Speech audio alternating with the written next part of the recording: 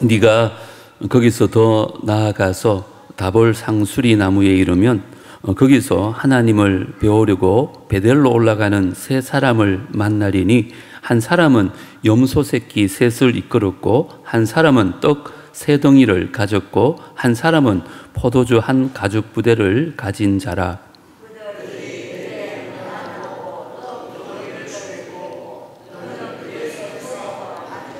그 후에 네가 하나님의 산에 이르리니 그곳에는 블레셋 사람들의 영문이 있느니라.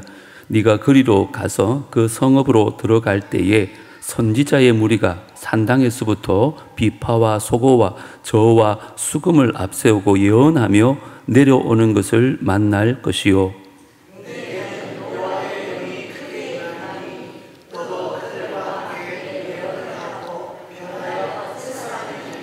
이 징조가 내게 임하거든 너는 기회를 따라 행하라. 하나님이 너와 함께 하시느니라. 너는 나보다 앞서 길갈로 내려가라. 내가 내게로 내려가서 번제와 화목제를 드리리니 내가 내게 가서 내가 행할 것을 가르칠 때까지 7일 동안 기다리라. 아멘. 매주 금요일마다 우리 사무엘상 말씀을 통해서 은혜 받고 있습니다. 오늘 말씀의 내용은 하나님께서 이제 사울을 이스라엘의 초대 왕으로 준비시키는 모습을 볼 수 있습니다. 이스라엘 백성들이 사무엘에게 왕을 달라고 요구를 했고 하나님의 마음에 합한 요구는 아니었지만 우리 하나님께서 그들의 요구를 들어주라고 말씀합니다. 그리고 한 시골 청년 사울을 택해서 잃어버린 암나귀를 찾아오라는 아버지의 심부름으로 말미암아 나귀를 찾아 헤매다가 사무엘을 만나서 왕으로 기름 부음을 받게 됩니다. 여러분 기억하십시오. 하나님은요 그 일을 이루기 위해서 반드시 사람을 부르셔서 준비를 시키십니다. 이게 하나님이 일하는 방식입니다. 하나님 혼자서도 얼마든지 하실 수 있지만 하나님은 그 하나님의 일을 이루기 위해서 항상 그래요. 주의 일꾼을 부르십니다. 예를 들어서 하나님께서 이스라엘을 애굽에서 구해 주셨을 때 제일 먼저 모세를 만나 주십니다. 이제는 양치는 것 외에는 아무것도 할 수 없는 80세의 모세를 만나서 그를 부르시고 또 그를 통해서 하나님의 일을 이루어 가십니다. 하나님은 오늘도 마찬가지입니다. 그의 놀라운 뜻을 이루기 위해서 사람을 찾고 사람을 준비시키십니다. 오늘 본문에 하나님께서 이 시골 청년 사울을 어떻게 이스라엘 왕으로 준비시키는지 말씀을 좀 살펴보면서 저와 여러분도 정말 하나님의 귀한 뜻을 이루기 위해서 쓰임받는 귀한 하나님의 일꾼들 다 될 수 있게 되기를 주 이름으로 축복합니다. 이왕 한번 사는 것 주님 앞에 귀하게 쓰임받다 가면 얼마나 좋겠습니까? 그러기 위해서 오늘 세 가지 꼭 기억하십시오. 쓰임받는 일꾼이 되려면 먼저 하나님의 부르심에 응답해야 한다는 것입니다. 사실 사무엘을 만나기 전에 사울은 자기가 이스라엘의 왕이 될 것이라고는 꿈에도 상상하지 못했을 것입니다. 사무엘이 사울을 만나서 그에게 얘기했을 때도 사울이 어떻게 처음에 반응한 줄 아십니까? 우리 앞장인 9장 마지막 21절에 보면 이렇게 말해요. 사울이 대답하여 이르되 나는 이스라엘 지파의 가장 작은 지파 베냐민 사람이 아니니까 또 나의 가족은 베냐민 지파 모든 가족 중에 가장 미약하지 아니하니까 당신이 어찌하여 내게 이같이 말씀하시나이까? 베냐민 지파는요 12지파 가운데 제일 막내 지파였습니다. 또 베냐민 지파 중에 몇 명이요 레위 지파의 한 첩을 강간하는 사건이 일어납니다. 그래서 갈등이 생기기 시작하고 다른 지파들의 공격을 받아가지고 사실은 완전히 멸종될 위기에 처한 지파가 베냐민 지파입니다. 그래서 12지파 가운데 가장 작은 지파가 되었고 어쩌면 가장 멸시받는 지파가 바로 베냐민 지파입니다. 여러분 인간적으로 본다면 이 베냐민 지파에서 이스라엘의 초대 왕이 나온다는 것은 거의 불가능한 일입니다. 그런데 하나님은 이런 인간적인 혈통이나 가문을 보지 않으셨습니다. 가장 작은 지파에서도 가장 미약한 집안의 시골집 청년 사울을 이스라엘의 왕으로 부르시고 준비시키십니다. 여러분, 오늘 1절을 다시 한번 다 같이 읽어보겠습니다. 1절 시작. 이에 사무엘이 기름병을 가져다가 사울의 머리에 붓고 입맞추며 이르되 여호와께서 내게 기름을 부어사 그의 기업의 지도자로 삼지 아니하셨느냐. 구약시대에 머리에 기름 부음 받은 사람은 세 사람입니다. 뭐라고요? 제사장과 선지자와 왕이었습니다. 그런데 이 사울은 좀 특이합니다. 잃어버린 암나귀를 찾아 헤매다가 사무엘을 만났는데 졸지에 기름 부음을 받고 왕이 될 것이라는 얘기를 듣습니다. 여러분이라면 어떻겠어요? 얼마나 당황스러웠겠습니까? 나같이 못나고 부족한 사람이 어떻게 이 일을 감당할 수 있습니까? 아마 손살이 치며 거절하고 싶은 마음이 꿀뚝 같았을 것입니다. 그러나 그의 부족함에도 불구하고 하나님이 그를 부르셨다는 것을 확신했을 때 정말 두렵고 떨리는 마음이 있었지만 겸손하게 하나님의 부르심에 순응했다는 것입니다. 여러분, 이것이 바로 사울을 이스라엘의 초대 왕으로 사용하신 첫 번째 이유입니다. 비록 부족하지만 겸손하게 하나님의 뜻을 받아들이는 것입니다. 오늘날 제가 목회하다 보면 여러 성도들을 만납니다. 특별히 연말이 되거나 임직식이 있으면 성도들에게 직분이나 사명을 줄 때 대부분 하는 말씀이 저는 못해요. 저는 나이가 너무 많아요. 아는 것이 없습니다. 교회 다닌 지도 얼마 되지 못해요. 저는 못해요. 이런 사람이 유난히 많습니다. 물론 겸손한 것처럼 보일 수 있습니다. 물론 그럴 수도 있습니다. 그런데 사실은 그게 교만이라는 사실을 아셔야 됩니다. 이게 왜 교만일까요? 이렇게 말하는 그 밑에 깔린 생각이 뭐예요? 그것을 내 힘으로 하겠다는 거잖아요. 하나님께서 맡기신 일을 내 힘으로 한다는 거잖아요. 그렇기 때문에 내 힘이 부족하니까 나는 안 된다는 거잖아요. 그런데 우리가 아무리 못나고 부족하다 할지라도 하나님께서 부르셨다면 그분이 무에서 유를 창조하신 하나님이잖아요. 그분이 나 같은 부족한 자를 통해서 나를 일하실 것을 믿고 우리는 뭐라 그래야겠어요? 제가 여기 있습니다. 제가 부족하지만 저를 사용해 주십시오. 이렇게 헌신하는 것이 주님 앞에 올바른 자세인 줄 믿습니다. 사도 바울의 경우도 그렇잖아요. 사도 바울이 예수님 처음 만났을 때 자격이나 있었겠습니까? 다메섹 도상으로서 사도 바울이 지금 예수 믿는 사람을 핍박하러 옥에 가두기도 하고 잡아 죽이려고 지금 다메섹으로 가고 있었습니다. 죄인 중에 개수요, 정말 그의 고백처럼 만삭되지 못하여 난 자로 사도로 칭함받기에 너무 감당치 못할 자라고 스스로 고백하잖아요. 이게 사실이잖아요. 여러분, 자신의 핍박을 받아서 옥에 갇히고 순교했던 사람을 생각해 보십시오. 그의 마음 안에 얼마나 자책감으로 괴로웠겠습니까? 또 어떤 사람들은 야살인말 하면서 손가락질 했을 것이고, 너 같은 게 무슨 낯짝으로 복음을 전한다는 말이냐 하면서 분명히 욕했는 사람이 있습니다. 심지어 그를 잡아 죽이려는 사람도 있었어요.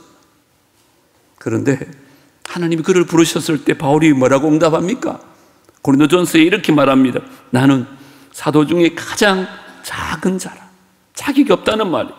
나는 하나님의 교회를 박해하였으므로 사도라 칭함받기를 감당하지 못할 자니라. 자기 스스로 자기를 너무 잘 알아요. 그러나가 중요해요. 그러나 내가 나 된 것은 뭐라고요? 하나님의 은혜로 된 것이니 내게 주신 그의 은혜가 헛되지 아니하여 내가 모든 사도보다 어떻게 했다고요? 더 많이 수고하였으나 그것조차도 내가 한 것이 아니요 오직 나와 함께 하신 하나님의 은혜로다. 하나님의 부르심을 받고 자기 부족함을 너무 아는 거예요. 그런데 도망가지 않아요. 대신 뜨거운 눈물로 회개하고 죄인 중 개수인 자신을 불러주신 그 은혜 헛되지 않도록 뭐 했다고요? 다른 사도들보다 더 열심히 수고했다는 거예요. 이게 그 또한 하나님의 은혜였다고 고백합니다. 저는 신약의 사울이나 구약의 사울을 보면서 오늘날 저와 여러분의 모습을 한번 비춰보기를 원합니다. 저와 여러분을 하나님께서 일꾼으로 부르신 줄 믿으시기를 바랍니다. 그때 우리의 능력이나 재능을 보고 부르신 것이 절대 아닙니다. 저도 마찬가지입니다. 우리의 부족함에도 불구하고 뭐의 은혜 감사해서? 하나님 은혜에 감사해서 그 은혜에 의지하는 자들을 불러 사용하시는 줄 믿으시기 바랍니다. 그러므로 하나님께서 여러분 부르실 때 제발 도망가지 마세요. 하나님이 다 아실 텐데 부르셨다면 하나님께서 감당할 은혜와 은혜의 은혜를 더하여 주실 줄 믿습니다. 우리가 할 일은 부족하지만 주님 저를 사용해 주십시오. 그렇게 헌신하는 것입니다. 그러면 사도 바울에게 그랬던 것처럼 하나님께서 날마다 그 은혜를 주시어서 이 사역 잘 감당할 수 있는 일꾼으로 세워주실 줄 믿습니다. 하나님 부르심에 순응할 수 있는 남부의 모든 성도들 되어지기를 주 이름으로 축복합니다. 두 번째, 여러분 정말 쓰임 받기 원한다면 하나님의 인도하심을 따라야 한다는 것입니다. 하나님 놀라운 부르심을 반신반의할 수밖에 없었던 사울이었습니다. 그때 하나님께서 사울에게 세 가지 증거를 보여주십니다. 이게 사실은 놀라워요. 첫 번째가 뭐냐? 2절 나옵니다. 2절 한번 읽어보겠습니다. 네가 오늘 나를 떠나가다가 베냐민 경계 셀사에 있는 라헬의 묘실 곁에서 두 사람을 만나리니 그들이 네게 이르기를 네가 찾으러 갔던 암나귀들을 찾은지라 네 아버지가 암나귀들의 염려는 놓았으나 너희로 말미암아 걱정하여 이르되 내 아들을 위하여 어찌하리요 하더라 할 것이요. 첫 번째 증거가 뭐냐면 두 사람이 네가 찾던 암나귀를 찾았다고 너에게 말해줄 거라는 거예요. 다음 주에 보게 될 9절에 보면 이 세 가지 징조가 다 이루어집니다. 정말 사울이 길을 가다가요 정확히 셀라를 지나가는데 옆에 라헬의 묘가 보이고 거기서 사무엘이 말한 것처럼 두 사람이 나타납니다. 이렇게 말하는 거예요. 네가 찾던 암나귀를 찾았다. 네 아버지가 이제는 너를 걱정하고 있다. 그 말을 듣게 됩니다. 여러분 그때 사울이 무슨 생각이 들었을까요? 이야 정말 선지자가 말한 그대로 다 되네요. 하나님이 나를 왕으로 부르신 게 확실하구나. 그렇게 찾던 암나귀도 찾아주시고 내 삶의 모든 염려도 책임져 주시는 분이시구나. 그렇게 믿음이 생기게 되었을 것입니다. 이게 첫 번째 증거입니다. 자, 두 번째 증거는 3절과 4절에 나옵니다. 네가 거기서 더 나가서 다볼 상수리 나무에 이르면 거기서 하나님을 배우려고 베델로 올라가는 몇 사람을 만난다고요? 세 사람을 만나리니 한 사람은 염소 새끼 셋을 이끌었고 한 사람은 떡 세 덩이를 가졌고 한 사람은 포도주 한 가죽 부대를 가진 자라. 그들이 내게 문안하고 뭐 하겠다고요? 떡 두 덩이를 주겠고 너는 그의 손에서 받으리라. 그런데 이것도 신기하게도요 사무엘이 말한 대로 하나님께 제사 드리러 가는 세 사람을 베델로 올라가는 길에 만납니다. 그런데 보세요. 세 사람이 갖고 있던 떡이 세 덩입니다. 그런데 사울과 그 종을 위해서 떡 두 덩이를 내어줍니다. 언제 봤다고? 여러분 길에서 만난 낯선 사람에게 문안하고 떡을 주는 게 가능한 일일까요? 그런데 그렇게 하는 거예요. 아무 말 하지 않았는데. 다시 묻습니다. 여러분 이걸 경험했을 때 사울은 또 무엇을 느꼈을까요? 이야, 하나님은 그의 말씀대로 다 행하시는 분이시구나. 하나님은 나의 먹을 것까지 세밀하게 다 챙겨주시는 사랑과 능력의 하나님이시구나. 그것을 깨닫게 되어지는 것입니다. 하나님 부르셨으면 하나님이 책임지시는 것 뿐만 아니에요. 제사 드리는 그 예배자들을 만남을 통해서 이런 마음을 가졌을 것 같아요. 이야, 하나님께서 다 나를 책임주시니 나도 이제 세상 염려는 뒤로 하고 이 사람들처럼 나 같은 죄인을 이스라엘 왕으로 부르신 그 하나님께 신령과 진정으로 예배드리면서 내 삶을 헌신해야겠다. 그런 마음이 생기지 않았겠습니까?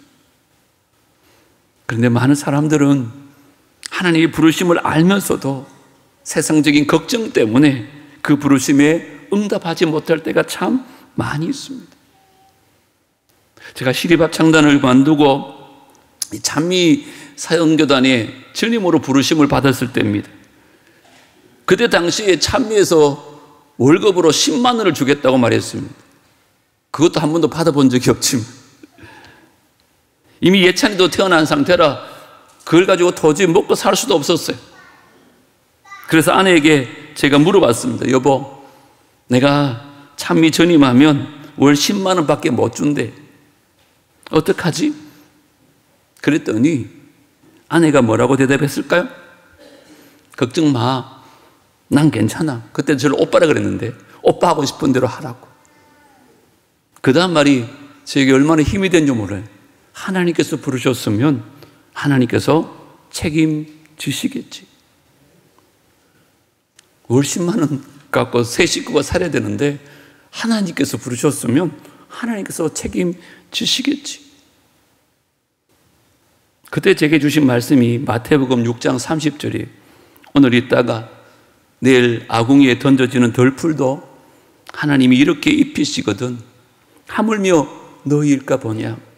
믿음이 작은 자들아. 그러므로 염려하여 이르기를 무엇을 먹을까? 무엇을 마실까? 무엇을 입을까? 뭐라고요? 염려하지 말라. 여러분, 하나님이 우리를요 공중의 새보다 들에 핀 꽃보다 더 귀한 존재라고 여기시는 줄 믿으십니까? 그러면 뭘 그리 걱정하느냐? 예수님 그렇게 말씀하는 거예요. 세상 일 걱정한다고 하나님의 부르심이 망설이지 말라는 거예요. 대신 뭐 하라는 줄 아세요?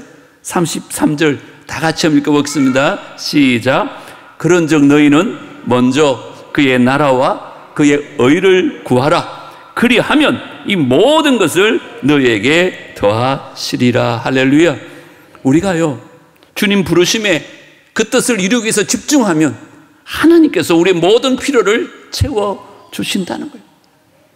저를 돌아봐도 정말 아내의 믿음의 말처럼 지금까지 하나님께서는 저와 우리 가족들을 책임지시고 여기까지 인도하신 줄 믿습니다. 찬미에서는 한 번도 사례를 받아본 적이 없지만 11조를 10만 원 이하로 내어본 적도 없습니다. 10배로 100배로 하나님께서 축복하셨습니다. 사랑하는 성도 여러분, 하나님의 인도하심을 따라 믿음으로 순종하시기를 주의 이름으로 축복합니다.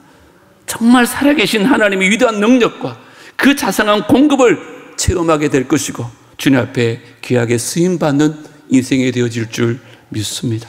하나님의 인도하심에 믿음을 따라 순응할 수 있는 우리 모두가 되어지기를 주의 이름으로 축복합니다. 그래야 쓰임받을 수 있어요. 세 번째 마지막으로 정말 하나님께 쓰임받으려면 제일 중요한 게 이겁니다. 하나님의 성령으로 충만해야 되는 것입니다. 한번 따라 합시다. 하나님의 성령으로 충만해야 된다. 자, 5절 보십시오. 그 후에 네가 하나님의 산으로 이르니니 그곳에는 블레셋 사람들의 영문이 있느니라. 네가 그리로 가서 그 성읍으로 들어갈 때에 선지자의 무리가 산당에서부터 비파와 소고와 저와 수금을 앞세우고 예언하며 내려오는 것을 만날 것이요. 사무엘이 얘기하는 세 번째 증거가 뭐냐 하면 예배 처소가 있었던 하나님의 산에 이를 때에 거기서 내려오는 선지자 무리들을 네가 만나게 될 것이다. 이게 세 번째 예언이었어요. 아마 이들은 사무엘이 이끌고 있었던 선지 학교의 생도였을 것인데 여러분 그때 무슨 일이 있을 것인가? 6절을 다 같이 한번 읽으면 좋겠어요. 시작. 내게는 여호와의 영이 크게 임하리니 너도 그들과 함께 예언을 하고 변하여 새 사람이 되리라. 하나님의 영이 사울에게 강하게 임하게 될 것이고 사울도 그들과 함께 예언을 하게 되고 변화받아서 너를 새 사람으로 만들겠다는 것입니다. 많은 사람들이 새 사람이 되기 위해서 내가 열심히 힘쓰고 노력해야 된다고 생각합니다. 물론 나는 아무것도 안 해도 된다 이런 말씀 드리는 게 아닙니다. 근데 오늘 본문 말씀을 보면 우리가 새 사람이 되는 방법은 나의 노력에 앞서는 게 아닙니다. 먼저 성령으로 충만해야 됩니다. 내 안에 성령이 충만하게 거하게 되면 뭐 한다 그랬어요? 예언하게 된다 그러죠. 이 본문에 보면 예언은 원래 하나님 말씀을 선포하는 것을 얘기합니다. 이 말이 무슨 말인가? 내가 하나님 말씀을 선포할 수 있도록 내 마음에 말씀이 충만해진다는 거예요. 성령 충만 받으면 말씀을 사모하게 되고 말씀 충만하게 되어 주는 것입니다. 그 다음에 내 삶에 변화가 일어난다는 거예요. 그래서 새 사람이 되어 진다는 거예요. 여기 본문을 잘 보면 새 사람이 되라고 말씀하지 않아요. 뭐라고 말씀해요? 새 사람이 되리라 그랬어요. 되라와 되리라의 차이가 뭔지 아시겠어요? 되라는 말은 우리 보고 하라는 거예요. 하지만 되리라는 말은 하나님이 하신다는 거예요. 우리가 새 사람이 되기 위해서 해야 될 것은 성령 충만을 간구하는 것입니다. 성령 충만하면 말씀 충만하게 되고 성령과 말씀이 우리 삶에 충만해질 때 마음의 변화가 일어나고 생각이 변화되고 행동이 변화되어서 새 사람이 되어진다는 것입니다. 나는 부족하고 연약하지만 내 힘으로 하는 것이 아니라 성령의 힘으로 그를 감당할 수 있도록 하나님께서 은혜를 주신다는 거예요. 그래서 여기 새 사람을 지역하면 다른 사람이 된다 이런 말이에요. 옛날처럼 죄를 사랑하고 죄에 끌려다니는 죄의 노예가 아니라 이제는 하나님을 사랑해서 하나님을 기쁘시게 하는 그런 일에 힘쓰는 자가 되어진다는 것입니다. 자, 그럼 여기서 여러분이 질문을 하나 하겠습니다. 대답을 잘 하셔야 돼요. 여러분, 예수 믿을 때 성령을 받았습니까? 안 받았습니까? 예수 믿는다는 것은 성령을 받은 거잖아요. 그런데 변화받고 새 사람 되셨습니까? 여기 딜레마가 있죠. 분명히 예수 믿으면 성령 받은 사람이라 그랬는데 내가 변했다고 얘기하는 사람은 왜 그렇게 많지 않을까요? 그 이유는요, 성령을 받기는 받았는데 찔끔 받아서 그래요. 찔끔 받아. 충만히 받아야 되는데. 그게 에베소서 5장 18절에 술 취하지 말라 이는 방탕한 것이니 오직 뭐라고요? 성령으로 충만함을 받으라. 성령을 충만히 받으라 그랬는데 찔끔 받고 만 거예요. 그냥 구원에 이르는 성령. 여러분, 에베소서에 보면 성령 충만을 술 취함에 비유하고 있죠. 술을 안 드셔보셔서 잘 모르겠지만 술이 취하면 술이 그 사람을 지배하게 됩니다. 나쁜 면도 있지만 술 취하면요, 평소에 하지 못했던 말도 안 하던 행동도 하게 되는 게 술 취한 사람들이에요. 이걸 왜 성령 충만에 비유했느냐? 우리가 성령 충만해지면 하나님이 다스림 안에 들어가고 평소에는 못하던 전도도 하게 되고요, 평소에 꿈도 못 꿨던 원수를 용서하는 것까지도 행동에 옮길 수 있다는 거죠. 왜 그럴까요? 내가 하는 것이 아니라 성령이 내 안에서 하시기 때문에. 그래서 성령이 임하기 시작할 때 그 기회를 놓치지 말라고 오늘 본문은 결론적으로 얘기해요. 자, 7절 다 같이 한번 읽습니다. 시작. 이 징조가 내게 임하거든 너는 뭐요? 기회를 따라 행하라. 하나님이 너와 함께 하시느니라. 세 가지 징조를 보여주셨는데 그 기회를 놓치면 안 된다는 거예요. 그 기회를 잡으라는 거예요. 성령 충만하는 것도 때가 있습니다. 이때라 하나님께서 은혜 주시는 때가 있어요. 그 때를 놓치면 안 돼요. 그 기회를 잡아야 돼요. 그런데 그 기회를 잡기 위해서 마지막으로 해야 될 게 뭔지 알아요? 의외로 하나님은 기다리라 그래요. 조급하지 말라 그래요. 그게 오늘 8절입니다. 우리 마지막으로 8절 다 같이 읽어볼까요? 시작. 너는 나보다 앞서 길갈로 내려가라. 내가 내게로 내려가서 번제와 화목제를 드리니 내가 네게 가서 네가 행할 것을 가르칠 때까지 뭐하라고요?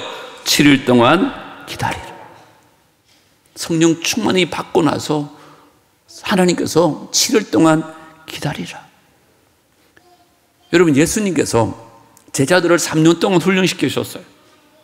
그리고 모든 민족으로 제자를 삼아라 그렇게 명령을 주시고도 마지막 승천하시기 전에 제자들에게 뭐라고 했어요? 성령을 기다리라고 해요. 사도행전 오잖아요. 예루살렘을 떠나지 말고 네게서 들은 바 아버지께서 약속하신 것을 뭐라고요? 기다리라. 요한은 물로 세례를 베풀었으나 너희는 몇 날이 못되어 뭐로? 성령으로 세례를 받으리라. 여러분, 오늘 이 말씀 꼭 기억했으면 좋겠어요. 하나님 우리에게 주신 사명을 감당하기 위해서 반드시 우리가 기다려야 될 것이 있어요. 그게 뭐라고요? 성령 충만입니다. 성령 충만을 받을 수 있는 기회를 잡으라는 거예요. 저는 오늘 이 밤이 우리에게 성령 충만한 기회가 되어질 줄 믿습니다. 여러분들이 하기 나름입니다. 여러분 그렇게 기도하십시오. 하나님, 오늘 이 시간에 제게 성령 충만 받을 수 있는 또 하나의 기회인 줄 믿습니다. 저희에게 성령 충만을 부어주셔서 성령의 지배 아래 들어가게 하시고 성령님께서 예수님을 통해서 주신 그 모든 일들이 우리를 통해서 일어날 수 있도록 성령님 저를 다스려 주옵소서. 그렇게 기도할 수 있는 우리 모두가 되어지기를 주의 이름으로 축복합니다. 성령 충만 받으면 하나님께서 반드시 저와 여러분을 귀하게 사용하여 주실 줄 믿습니다. 오늘 세 가지 꼭 기억하십시오. 한 번 사는 인생입니다. 그냥 왔다가 그냥 가기 너무 아깝습니다. 다시는 기회가 없습니다. 지금까지 여러분 어떻게 사셨던지 간에 남은 생에는 하나님의 부르심에 순종해서 하나님 앞에 쓰임받기를 주의 이름으로 축복합니다. 그 첫 번째가 하나님의 부르심에 응답해야 합니다. 부족하더라도 하나님께서 책임지실 것입니다. 두 번째는 하나님의 인도하심을 따르십시오. 부르셨으면 반드시 우리를 인도하게 되었어요. 노하지 마시고. 세 번째, 무엇보다 우리가 하나님의 성령으로 충만해야지 하나님께서 우리를 사용하실 수 있습니다. 오늘 이 말씀은 꼭 기억하시고 오늘 금요기도에 오신 여러분뿐만 아니라 남부의 모든 성도들이 남은 생애를 할 때 귀하게 쓰임받는 하나님의 사람들 다 될 수 있게 되기를 주 이름으로 축복합니다. 하나님 아버지, 참 감사합니다. 지금까지 인생을 돌아보면 내가 과연 하나님 앞에 쓰임받은 인생인지 아니면 내 뜻대로 내 마음대로 내 생각대로 살아온 인생인지 돌아보게 됩니다. 주님, 지금까지도 귀하게 쓰임받았다면 앞으로도 하나님 앞에 귀하게 쓰임받는 인생 되어지기를 원합니다. 지금까지 하나님 뜻의 부르심에 불순종해서 주님 앞에 쓰임받지 못했다면 오늘 이 시간 나에게 주신 말씀인 줄 알고 오늘 이후에 하나님의 일꾼으로 쓰임받기를 원합니다. 오늘 이 말씀이 우리를 부르시는 하나님의 음성인 줄 알고 이 부르심에 응답하게 하여 주시옵소서.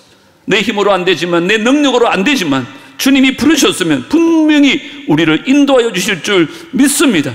하나님의 인도함을 믿음으로 따라가는 모든 성도들 되게 하여 주시옵소서.